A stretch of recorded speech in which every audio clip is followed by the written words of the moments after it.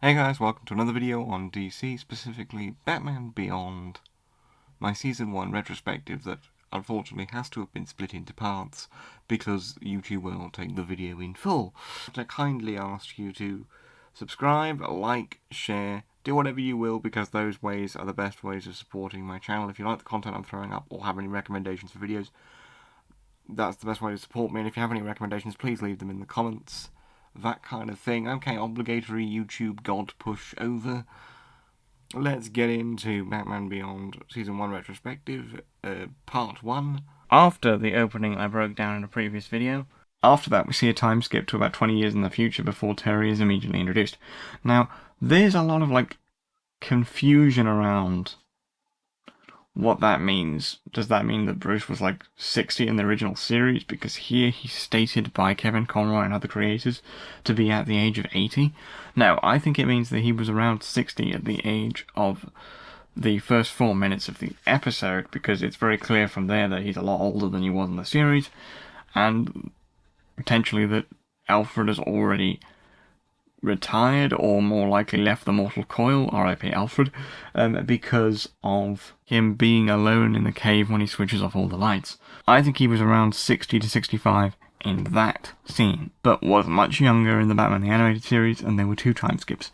One, a time skip you didn't really see, where he obviously designed the suit to keep him fighting in his well into middle age kind of form, and then obviously decided he couldn't do it again because he had to use a gun. And then another time skip, making him roughly around 80 to 85 at the beginning of this, which would then tie up with why Barbara Gordon is not quite a retirement age, but still quite old, because there has been a lot of time moved, and it would also make sense because then in Batman the Animated Series, or BTAS, he's still young, and you don't have to convince yourself that there's a 60-year-old running around, because it just doesn't look 60.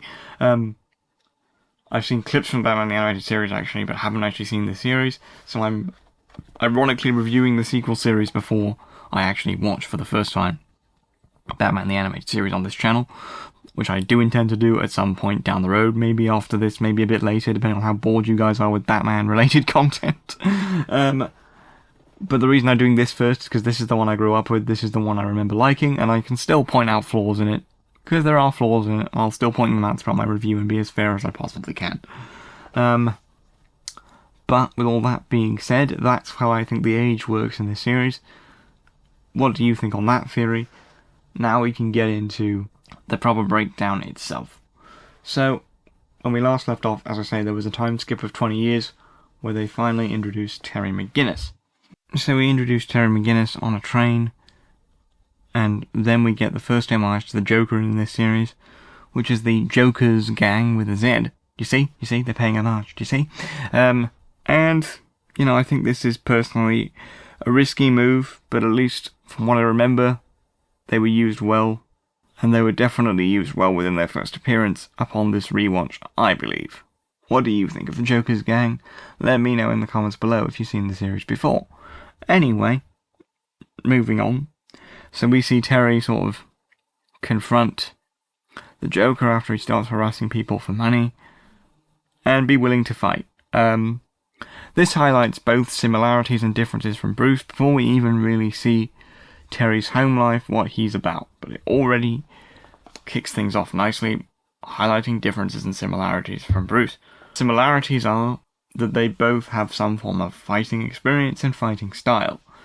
He is obviously being more unrefined, we'll get to that later. The difference is being that Terry, though he does get involved, if he sees someone picking on someone he perceives as not able to handle it, or weaker, or if he sees criminal activity, he has different motivations for doing so, which the series gets into in more depth later, but also you can see, he's angry. He's not just doing it out of preference, he's genuinely pissed, and a lot more radiating in his anger. His facial expression looks angry, and his anger is showing a lot more than just Batman's personal stoicism, so he's more of an angry character before we get more into who he is and why that might be. Anyway, on to the next sort of standout moment in the episode. To me, that's obviously when you see them setting up the plot, and Mr. Tully giving Terry's dad, Warren McGinnis, the thumb drive with the research on it, thereby showing Powers to be involved in dodgy shit. Then you see the meeting with Powers, seeing like the business persona he puts on, but showing how shrewd of a businessman he is, and that he knows that Terry's dad is bullshitting him, again setting up more elements of the main plot. But I think this shit sets up Powers well. As a shrewd, harsh, power-hungry, takeover-based businessman, which was obviously set up in the epilogue earlier, and then you see it in his day-to-day life. We then see Terry's home life with his dad being very different from Bruce's. Obviously, we only ever see Bruce really idealise his parents, have fun at an adventure film, have a very sheltered, rich life, and then it all comes crashing down because the boy loses his world in Crime Alley and becomes the Batman. So we don't see much of his parents' life. We see a little bit more of Terry's here, and we see that it's drastically different from Bruce's. So, like, they're a divorced family getting by with the money his dad can make in a reasonably well-off manner, I think, because of his father's paycheck. However, they are arguing. They don't have a great relationship, and they're much older, which understands why teenagers can be a pain in the arse for parents. Thereby understanding the discourse between them. And as we know, later on in this two-part episode, that discourse gets brought up again. But again, it parallels Bruce nicely. It shows that Bruce and Terry are very different, and it better shows the idea that anyone can be Batman, in my opinion, that I think this show really radiated well in its first season anyway. The next standout moment in the episode is obviously Terry ending that argument with going out and disobeying his father's wishes, and starting a fight with the Joker's gang eventually, but not just because he's angry this time. This shows an interesting parallel from Bruce, that he does feel a moral responsibility to help, perhaps not so much as Bruce does, because he only feels a responsibility to help when he's pissed off, or angry, or when somebody is in trouble that he cares about, then he will act. Whereas Bruce would act for any of the innocent, because criminals are superstitious and cowardly lot, and they need to be dealt with. So that shows an interesting parallel to Bruce and Terry right there. Then the fight starts.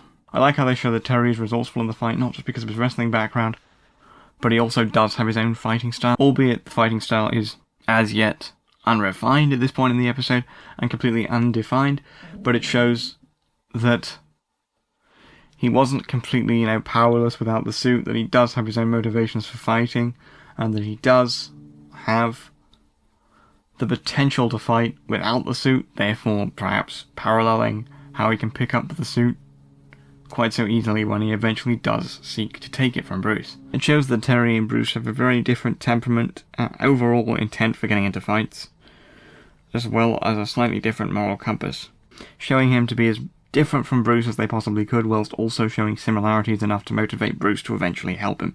This is a good balance, in my opinion. And I like that they show Terry is resourceful without the suit.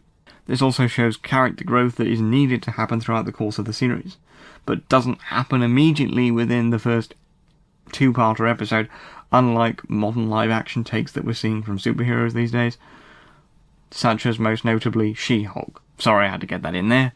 So then we get to the fight. Terry sort of fights as best he can, but still realises that his skill level isn't great because they have actual weapons, and that he does need to run. And then we run into Old Man Bruce for the first time. Now this is a great scene. Who do you think you're talking to, old man? We're the Jokers! Sure you are.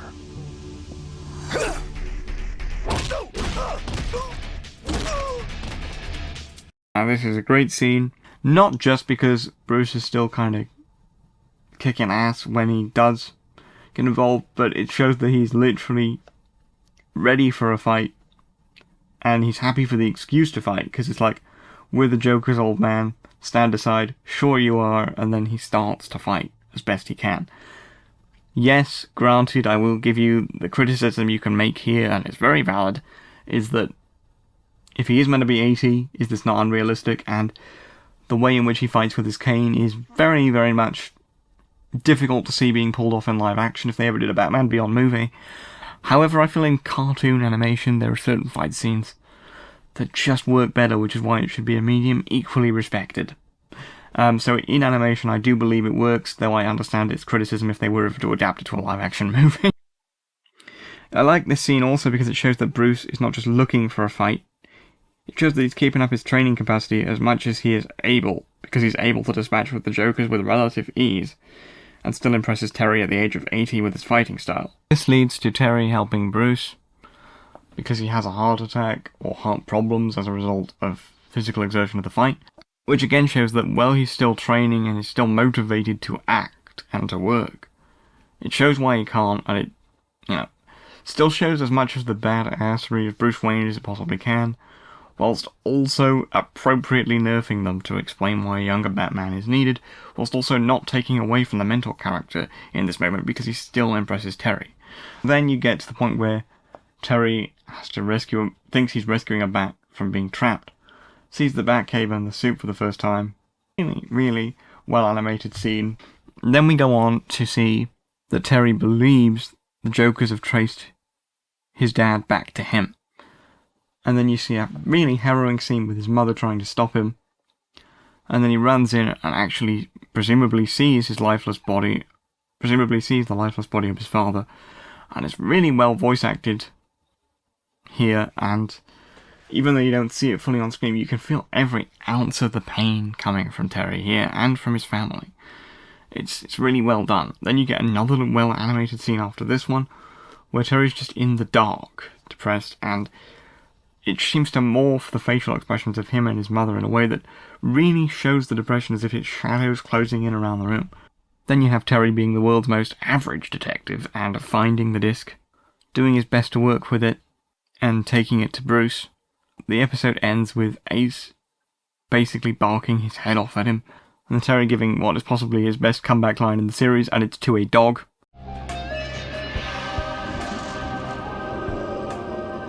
Back off, Scooby. It's me. Okay, I exaggerated for effect, but I still think it's a great line. So that's the opening episode, and I've nearly talked for as long as the episode actually runs. By the time of recording this, I'm going to have to cut this down. Oh my god. So I'll give you my summary thoughts on part 1 before we jump into part 2. I like that this opening episode didn't waste any time or opportunity to use a two-parter with a limited, I think, 13 episode run really, really well. They used the first part to flesh out character dynamics, differences and similarities between Bruce and Terry before Bruce and Terry are even on screen together, in subtle ways that watching back you can really see. Bruce and Terry's parental dynamic wasn't really established here, but the differences in temperament were, and what Bruce can still see in the kid. You can argue that Bruce and Terry's parental dynamic and temperament working together wasn't really established here. That's not really a limitation in my mind, because they used the chance to really flesh out character dynamics, really flesh out the emotion of Terry McGinnis, and really flesh out the unfortunate fate of his father, using a two-part episode to really flesh out characters, villains, allow us to absorb the plot happening around us in a slow-paced way, whilst also knowing in part 2 they had the same opportunity to really flesh out Terry coming into his own, like stealing the Batsuit and learning how to use it. I like the show really used slow pacing of an episode really well. Again, unlike certain live action shows that maybe needed two-part openings, such as She-Hulk. Again, I'm sorry. I'll stop throwing shots. But it didn't treat us like kids that really needed action and everything to happen straight away or we'd turn the screen off. I like the slow pace of this episode. I like how it set up character dynamics rather than rushing to new Batman. I like that. So it really made use of a 22-minute runtime, whilst expecting and understanding the limitations of that, and taking steps to use the runtime effectively. Again, I liked the comic book level violence with Bruce because I think it works in animation when he's attacking the Jokers. I don't know if it would work in live action, they'd have to work around that. But anyway, the first of this two-parter came off really, really well. The opening 4 minutes is some of the best in the DCAU, and the ending was just really slow-paced, didn't treat kids as thick, and managed to get a lot in there to establish what Bruce is like now, why Terry's different, why we should root for him, and the pain they both share but in very different ways and from very different walks of life. Okay, let's get into Batman Beyond Episode 2, i.e. Rebirth Part 2. Okay, so again, I'm going to be jumping around, maybe not covering every moment in the episode. So firstly, I like how Terry says, "You're Batman, you are the one that has to do something," and Bruce says he was, but you can tell in his voice he definitely would still like to be. and you can tell that Bruce would be Batman if he could, and that he's bitter through voice acting done masterfully well by Kevin Conroy, but also as he acts later in the episode in ways that he definitely wouldn't have acted in the original series. Like almost leaving Terry to die until his morals kick in when he realises he'll be responsible for the boy's death if he doesn't deactivate the suit failsafe. Another thing that stood out to me is the way that Terry takes the Batsuit, showing great impulsiveness and showing a great difference between him and Bruce. Bruce is planning, a tactician, the world's greatest detective. Terry is far from any of those things at this point in the series. Again, showing character growth.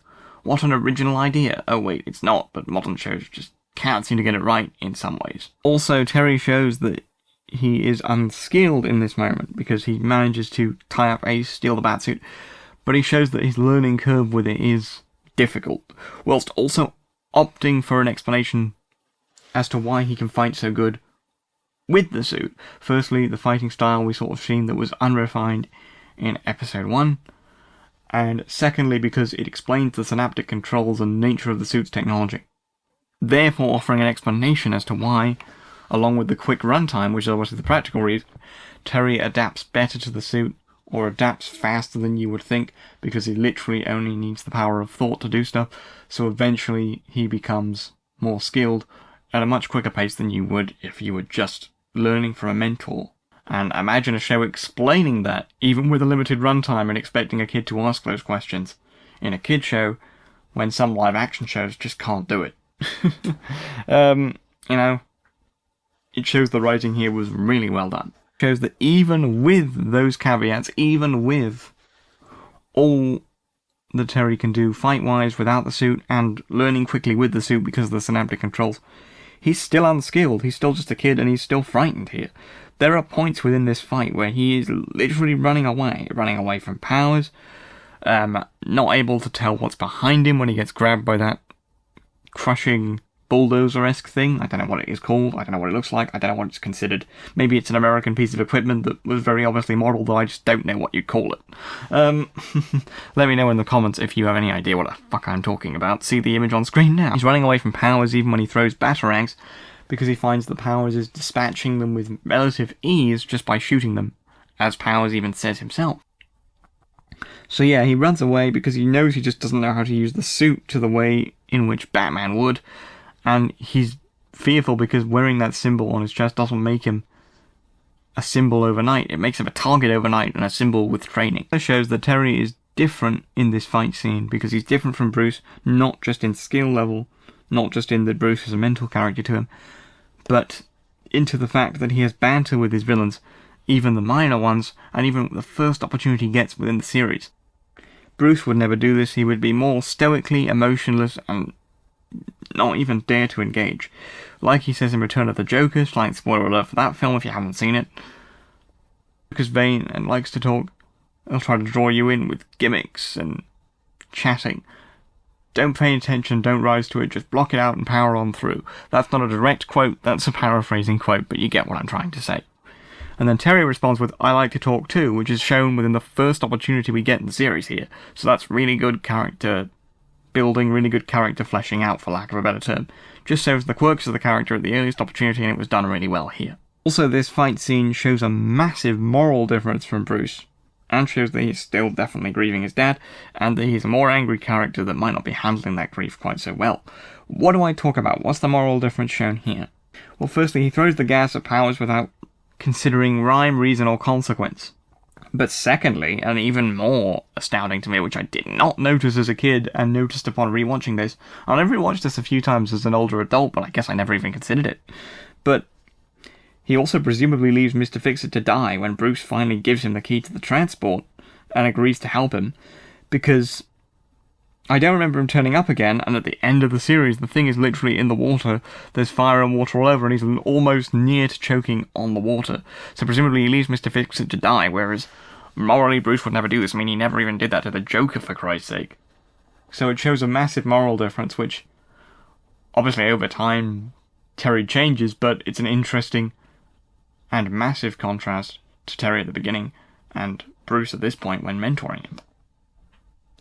Lastly, the main villain here is set up well in Derek Powers, and the main villain here, again, was perfectly voice acted, and then you have him set up as parallel to the Joker as possible, with the laughing when he gets the radiation treatment from the gas, and it ends on a Joker-style laugh, which you could argue is misused here, because he's not like the Joker in any other appearance, but I liked it.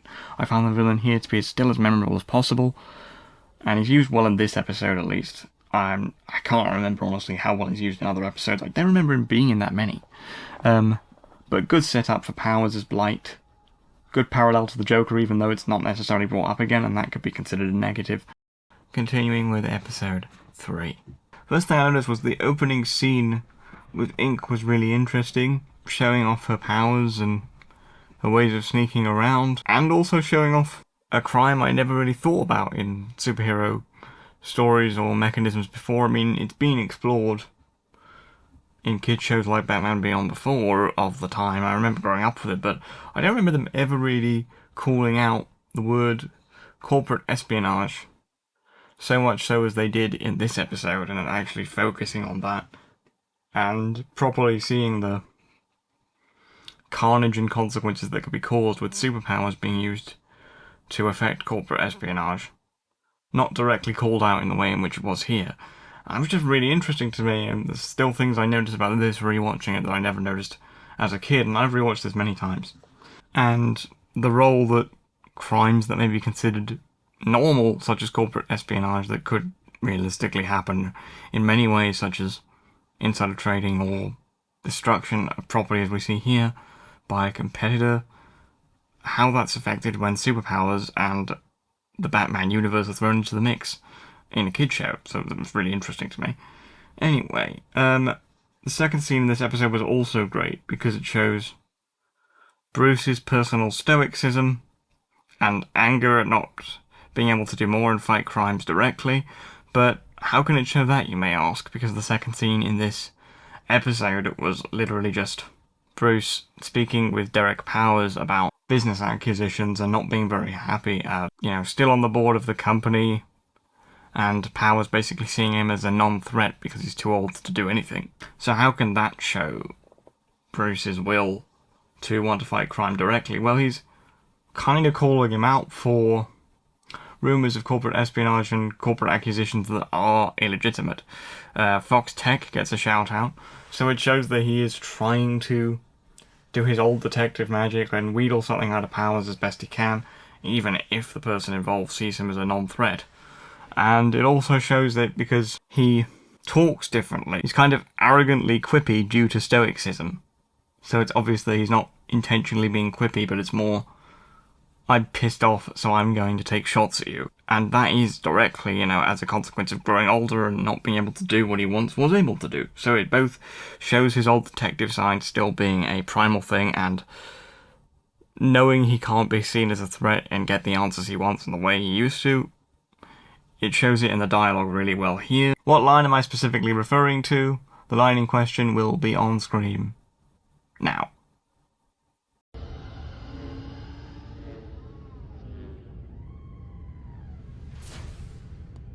Come in, Bruce.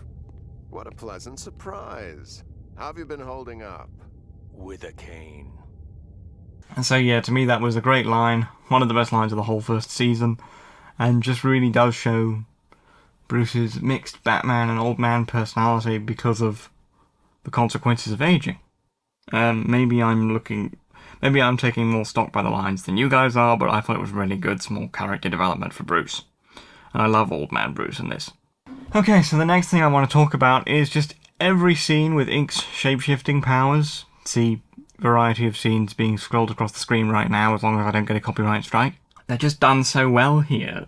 And the powers being displayed here show a stark contrast between how the standard shape-shifting powers might be shown on screen and how other superpowers that are similar to it, such as the durability and stretching Ink's genetic makeup and sort of liquid form, gives her, whilst also shape-shifting and making weapons and durability in battle that allows her to stretch around.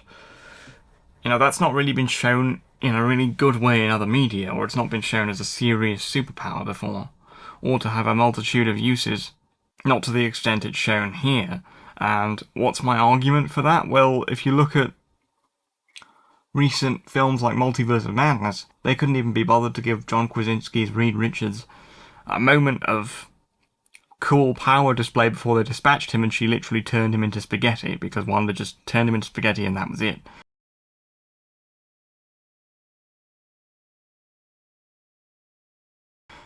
He was about to do something and then was immediately stopped. Why was that? I think it's because superhero mediums don't have confidence showing stretchy durability powers in media to an actual, combative, competent level, and showing how much of a useful and multifaceted multitude of a power that can be. Whereas here in animation, decades earlier, they really did manage to show it off properly. And I'd be interested to now watch more of the Fantastic Four animated show that I missed as a kid to see if it's better in animation all round, or if this is just something I noticed. But I think Ink's full range of power is really shown to be really threatening and really, really well used here. Whether it's just her sneaking around making corporate accidents happen, or full-on battling Batman, how it shows her powers to be really formidable and have a multitude of uses. Well, by the end of the episode, spoiler alert if you don't want spoilers, it shows how much cunning and range Ink's powers have, because when she manages to uncover the identities and sneak into the Batmobile, therefore uncovering the Batcave, and nearly uncovering the identities of Bruce and Terry, but at least uncovering that there's a multi-generational team behind the Batman, and she's the only one in the series to properly do so that does it in a successful way. We'll get to that in another episode down the line at some point. It shows how tenacious she is, and also there's a moment where she literally just seeps into the cave, and Bruce is like, well, it's solid steel between here and my house, she's not getting through. And she just brings the whole rest of the cave down on them to try and stop them, and completely destabilizes the environment, all through her ink/shape-shifting powers. So that shows how combative and competent she is. And I think she really could have been a rightful, season-long antagonist if they really wanted to go there. If they wanted to give her, a full season arc, I think it would be one I'd really be interested in seeing. Unfortunately, we can't see it in this series, but if it was, a HBO Max series or a movie, I'd really like her to be a genuine main antagonist, because the episode she was in, and including her debut, for her to be shown off this powerful in her debut episode is amazing, and just shows how much more they could have done with the character. They still did good episodes with the character, which I'll eventually get to. And also, when she destroys the cave, there's so many references and callbacks, such as when she gets into the cave, this is another great character moment, little character moment for Bruce. Bruce puts on the grey ghost mask when Terry's being completely destroyed, and she nearly does this really interesting move where she sort of pretty much goes into Terry and tries to control his body from the inside, and it's really haunting and Open wide.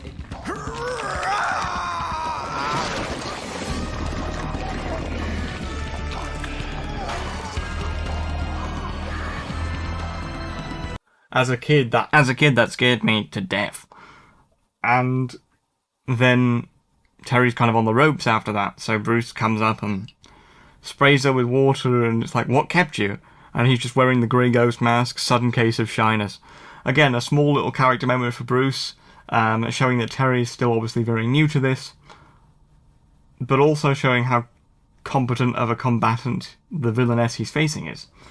So it's a really good character moment all round, showing the levels of the people in the scene, and why this fight's really interesting, and also why Ink is kind of terrifying if she gets the chance to be. But the Grey Ghost mask was a really good callback, because for those of you that don't know, I've not watched the Batman the Animated Series fully. I've only seen clips, and even I know this. They did an episode where Adam West played the Grey Ghost, a hero that Bruce kind of idealised as a kid, and he played the actor that betrayed him, and then Bruce kept a section to him in his Batcave because that was an inspiration for what he then later did in Batman the Animated Series. So this was a really fun little callback as well. Also, how is Ink dispatched? If she's this powerful, how is she dispatched? Ink's combative skills obviously destroying the cave. She's very close to, figuring out how all of them are. And they're still putting up a decent fight, but she is shown to be very, very powerful. Bruce takes Mr. Freeze's gun that's fallen on the floor, eventually gets it to Terry, and Terry manages to use that to freeze and dispatch her. And then they actually break her into pieces, so I'm like, oh, well, is she dead? But clearly from the earlier analysis of the ink that Bruce did to try and track down the villain they were dealing with before they knew it was her, and before they'd even met her, because this is her debut episode, you can see that she's very survivable, and then he brings it to Commissioner Gordon on ice, and by he I mean Terry, and then Bruce and her have a nice little character conversation that shows you that Barbara Gordon is the Commissioner Gordon of this universe. So there were just so many little character moments put together with a great villain at the centre of the story, and showing real crimes infected by superpowers in corporate espionage. So if you can't tell, I love this episode and could talk about it for hours and hours on end. I've already talked about it for nearly 20 minutes, so I think that's enough. I will leave you with this summary of that. My end thoughts are, this episode is great. If you haven't watched it, I encourage you to. The plot and character development in big and small ways showed off a villain that's very competent, and allowed big and small character moments for many, many characters, including the debut of Barbara Gordon as Commissioner Gordon in this animated universe, showing you what happened to her. So it shows so much in this episode, but still doesn't feel overstuffed. This is great character writing for Batman at its finest, and the team did a really, really good job here. I love this episode, one I always rewatch regularly if I don't do a full rewatch. But anyway, that's the end of the video. What did you guys think of this? Is there anything I missed in my review, or rather unbridled praise of this wonderful piece of media? Do you agree with my opinions? Do you disagree? Comment below and let me know if you want. That's the video, guys. You can go now.